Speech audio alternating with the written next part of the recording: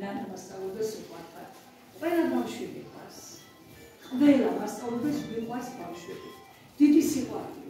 მეც მუსიკის მასწავლებელი გახვალ, როგორც თქვენი საყვარელი ნანა მასწავლებელი და აი ამ აქტივობას, რომელიც ნანა მასწავლებელმა გაასწავლა, სიმღერები, რითმული სავარჯიშოები, თქვენთან ერთად შევესწრებით განმახორციელოთ და ძვირფასი მშობლები თქვენით მოხიბლულები დარჩნენ მინდა.